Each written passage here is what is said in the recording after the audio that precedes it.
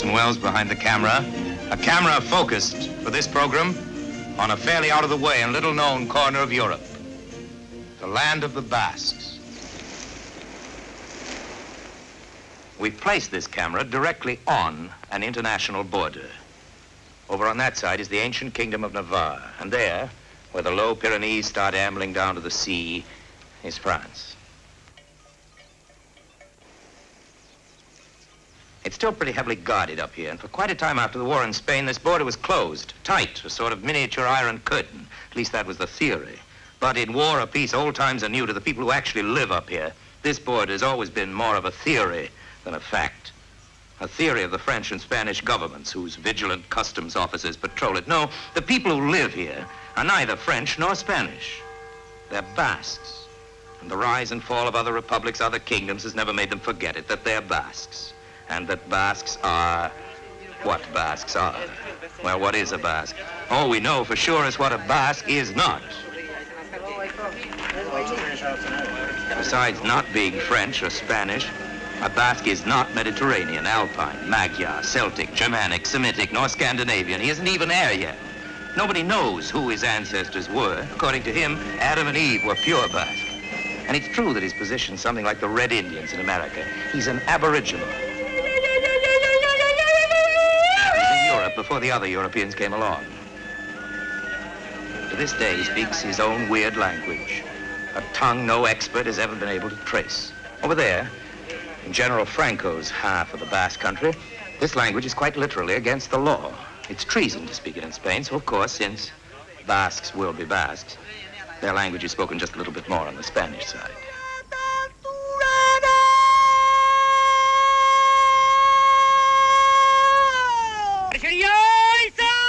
What we're hearing now isn't part of some Basque conversation. It isn't a war whoop. It's a sort of call, a signal sung from France to Spain. It has to do with pigeons. There they are. Believe it or not, those pigeons are flying directly over the regular smuggling route. They do it every year. Every day, more than 1,000 people smuggle something or other across this border. I don't know how many pigeons there are up there, but I can assure you that smuggling is the biggest industry in these parts, except during the pigeon season. These are German and English pigeons, very orderly and methodical pigeons, and they turn up annually at this border, just at this time, just here, where the Basques on both sides, working in perfectly illegal and harmonious cooperation, catch them. Catch is the right word, too, because here pigeons aren't shot at. The rifle fire is only a sound effect, produced by that long strip of cloth on the pole. This saves ammunition and persuades the impressionable German pigeon that he is being shot at. Those wooden discs, suggesting at the same time that he's being chivied by hawks. But in fact, he and the rest of his flock are only being rounded up and corralled. A maneuver of the highest intricacy and beauty that begins in France and ends in Spain, where the birds are netted out of the sky like fish.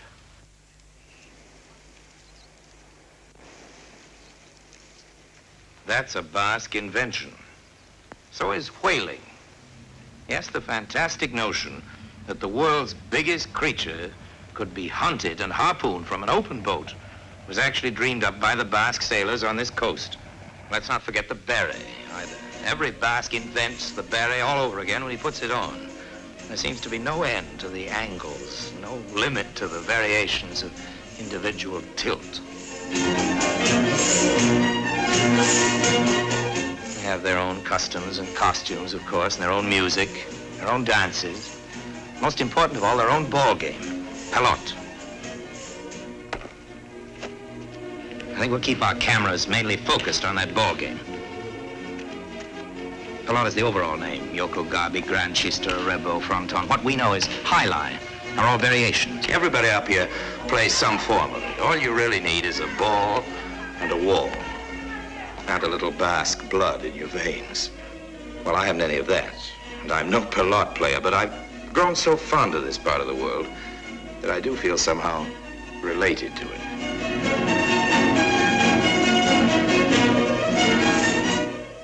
That orchestra you've been seeing and that you're still hearing, it's called the Estudiantina. Hope I'm pronouncing that right. It's a group of teenagers who get together in a little village in the Basque country and make that nice music. And the guitar player Happens to be an American, an 11-year-old American friend of mine. We're going to meet him in a minute.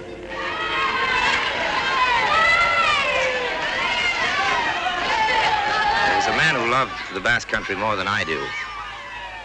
Really more because he lived here longer. I've never lived here. I'm just a visitor. I came down to visit him and his family. It was Charles Wertenbaker, the writer, great friend of mine, a great man. And he died just a little while ago, and I came down here to see his family. Of course, the first thing I did was to look up his 11-year-old son, Chris, whom you've seen playing the guitar. I went over to the school just after hours, and the kids came rushing down out of the school and streaming through the streets, and the first thing they did was go to the Pelote court. Chris, come here. Hey, Chris. Hi. What are you doing? What are you playing? Playing Pelote. Pelote? That's a far cry from baseball. American boy to be playing Pelote. I don't even know the rules of the game. Are you a champion? No. You aren't? Well, who is? Introduce me to the champion. Bernard. Bernard, that's your best friend. Well, hello, Bernard. Bonjour. Bonjour. Well, if you're the champion of this particular group, Bernard, you must have begun when you were quite young. Ask him. 3 years old. 3 years old. Well, people of all ages play this game. Sheep herders and mountaineers, the smugglers, the fishermen. They come in their day's fishing as soon as they've weighed in their catch, and they get right over to the Pelote court and start a game. Yes, a Basque is practically born with a Pelote ball in his hand. Fishermen just off their boats like these. Priests like this who've just finished saying Mass, and up in the mountains, shepherds, and most important for the local economy, smugglers. All divert themselves with some form of this vigorous game. It's supposed to be older than the Roman occupation. And there's a legend that the first game of all was played in the Garden of Eden, using the apple for a ball. Yeah. Well, there's one thing. Before Chris climbs out of the cherry tree, I'd like to ask him a question that a lot of people have asked me. Is there any money to be made out of this game? Do people make money out of it? Well, the professionals are paid, I reckon, and they bet on each other. Come on, give me a cherry. I'm hungry. That's right. Well, this is Grand Schistera. It's the official name. What we're watching here. Hi, Chris. Hi. Who's that wonderful player there, Chris? Oh, he's Bishinari. It's the best, the one who plays best. He is. Court. On this court, is he the best player in the No, of the he's game? the second best player, and I'd rather he win.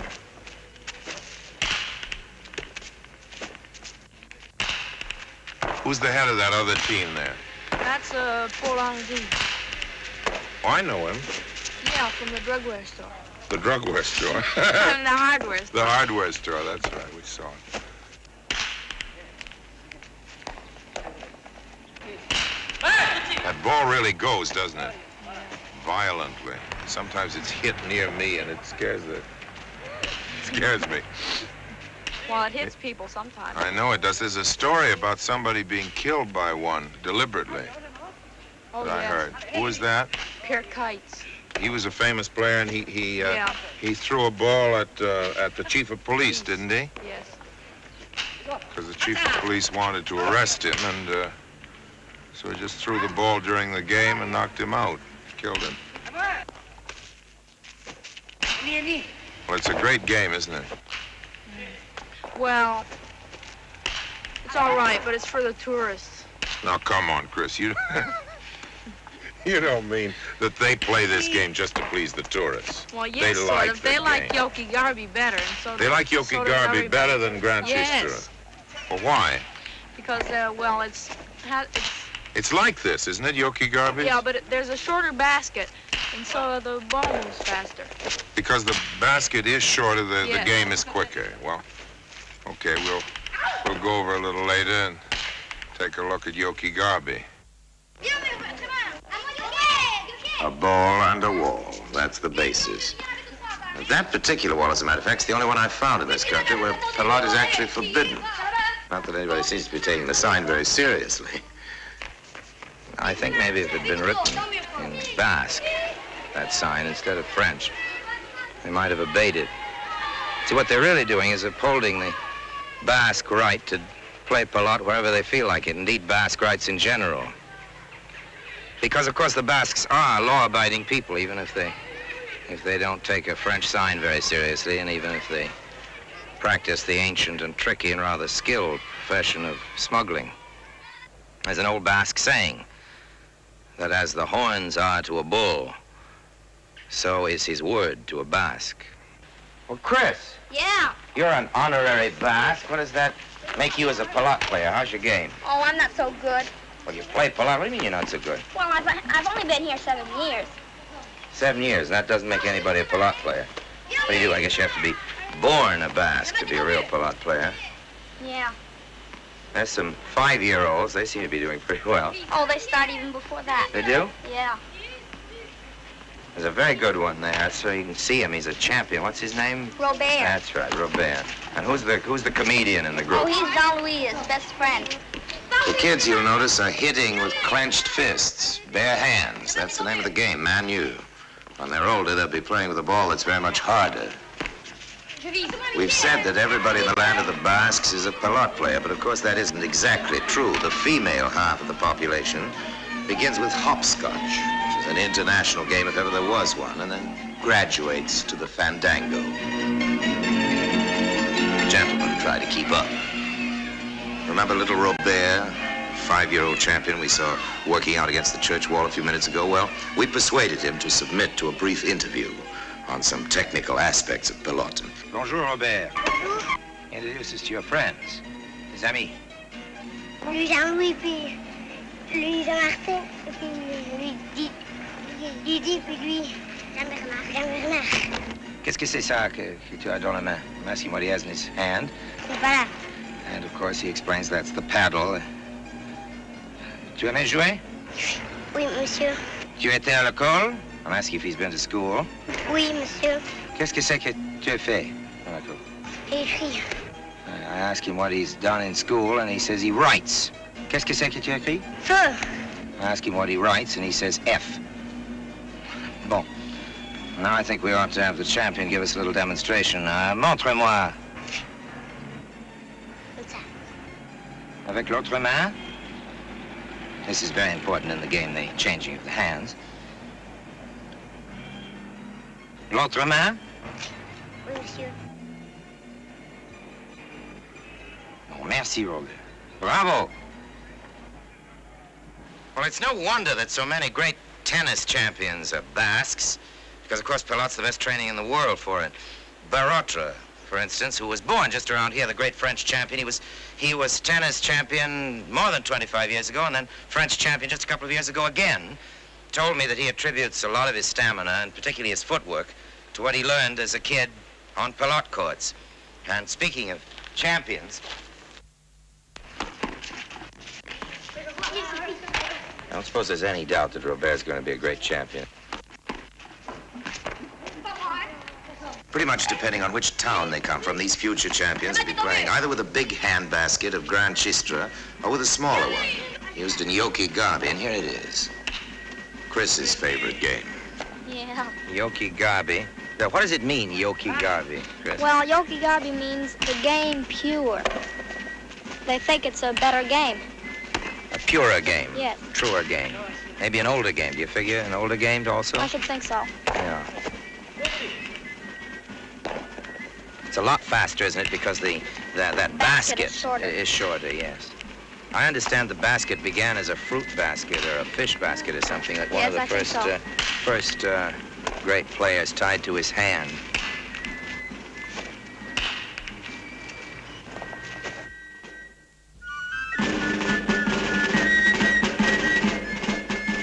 Well, what we're watching now is as important a part of Basque life as pelote.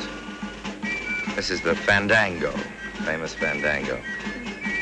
And dancing it, correct me if I'm wrong, Chris, is the champion pelote player that we saw playing Grand Chistra a little earlier. What's his name? Mishindarit. And with him is another pelote player? No, it's the shoemaker. Oh, he's the shoemaker and A couple of the girls. and their girlfriends. Yeah. Who's making the music? Well, there's the butcher, the Yeah. baker, and the spark plug maker. You're kidding. No.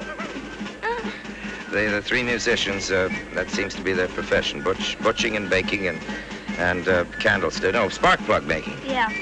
The footwork is, of course, wonderful. Yeah, sometimes they dance around a glass of wine. Without spilling the wine. Yeah. And the old lady who's so light on her feet, the large lady, what's she do? She's the peanut seller. The local peanut vendor. Yeah.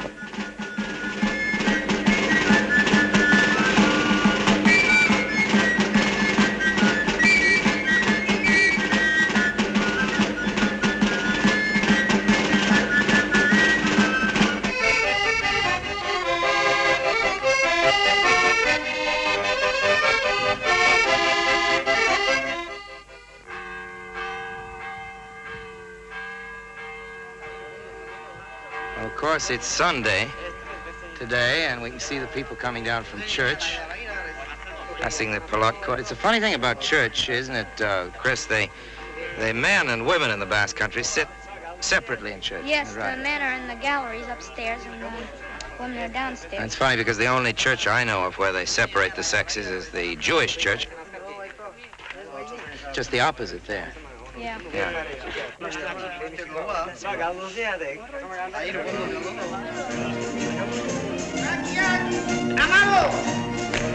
This is a popular version of Pelote up here in the mountains. It's Manu, bare hand. Well, this priest was quite famous a little while ago, and he smuggled the Finale children over into hiding in Spain. The kids had been refugees. Some relatives had turned up and wanted them back, but the kids wanted to stay with their adopted family, and Father Ibarbaru carried the smallest on his back, using the regular smuggler's route over the mountains. And when he returned that day as a cover, he played a game of Pelote. Quite a man. Well, he lost the game. The kids are in Israel. No matter what your opinion may be on the matter, it's sure that the good father was doing what he thought was right. And he certainly plays a good game of Pelote. I think we'll take one of our cameras over and give you a close-up of that hand. They say that the right hand of a Basque is twice the size of the left, and that there's an extra bone in it. I don't know whether that's true or not. Well, that's a legend. That's just a legend. Well, this country's full of legends, and many of them have to do with Pelote and fabulous Pelote players. And surprisingly enough, quite a few of them seem to be true. There's the great Pecain, who played in bare feet and won a championship, even though the court had been covered by the opposition with a thick layer of carpet tacks. Now, there was a tough man. He had a fairly tough wife, too, and she made a lot of trouble for him. And one day, he came home late. I think it was 8 days late that he came home, and she did that thing that wives do sometimes. She clammed up. She didn't say a word, just lay in bed and stared. And he said, good evening, and she didn't answer. And he said, what's wrong with you? And she didn't answer. And he said, don't you feel well? And she didn't answer. And Pecain went away and got the local priest and came back and proceeded to give her extreme unction. There's a story that ought to make a lot of husbands happy.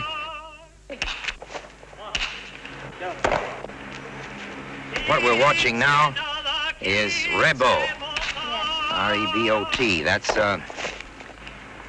the oldest, am I right? And also the most certainly the most complicated to watch because of the different elements in it.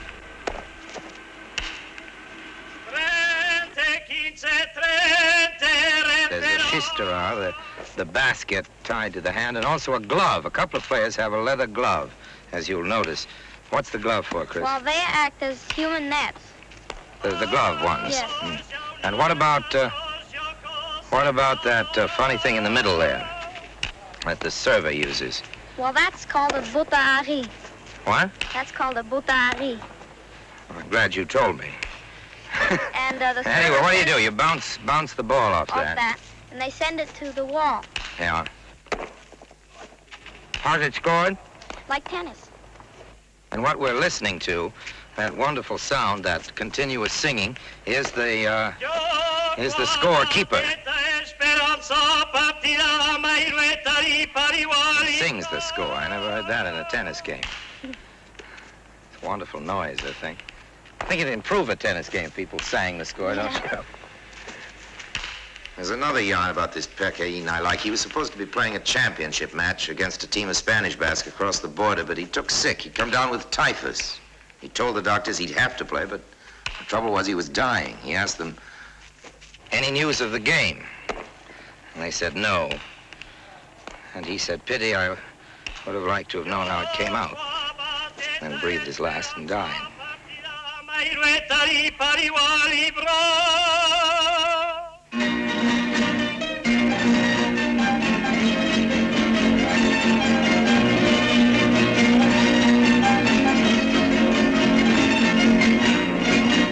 Chris, could you tell us the name of that song you're playing?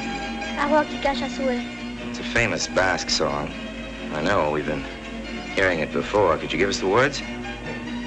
Agua que calla sube esquarash mintzatzen, ongi pilotan eta oneshkidatzatzen. Those are the Basque words. Would you translate them for us? Children, you must learn Basque to speak, to play pelota, and to dance properly. Children, you must learn Basque to speak, to dance properly, to play Pelote.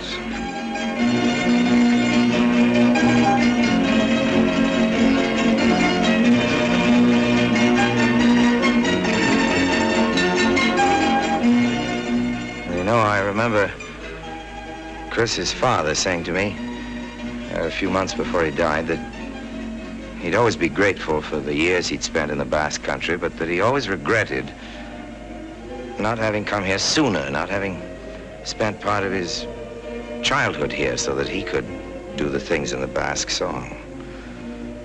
Speak Basque and dance the fandango, play Pelote.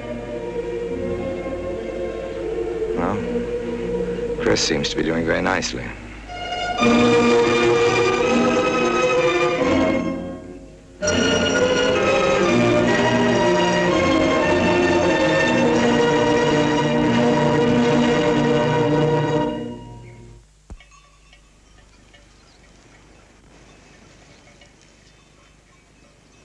Well, here we are back where we started, up on the border. You know, it's not only the Basques. Nobody really likes an international border. The nations it divides always want to push the border back a bit in their favor, and I rather think the people it divides are just as soon do away with it altogether. Well, Pentecost is one day of the year when that actually happens. And here it is, happening. Yes, the fences and frontiers are really down, and people are free for this one day to move without passports, carrying what they want in any direction that pleases them.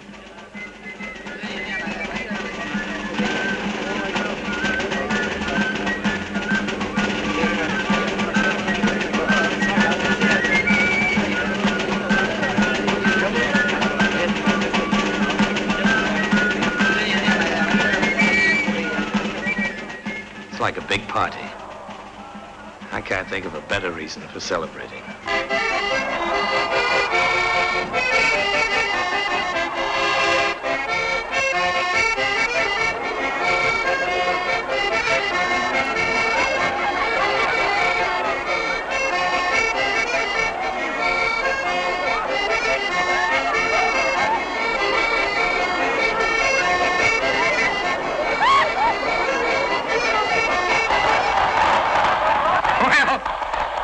Every good celebration, of course, ends with fireworks. And here in the Basque country, of course, they have a special kind of fireworks. Everything's special here. This great thing you see is called a toro de fuego, a bull of fire. It's shaped like a bull with all kinds of fireworks sticking out of it, and men are inside, and they're running through the streets with it, with the fireworks shooting out in every direction into the people's faces. But for some reason, miraculously enough, I don't know why, nobody ever seems to get hurt. Well, it's time to close, and I think I'd like to end this time with a Basque ending, the way they end every story, every Basque story.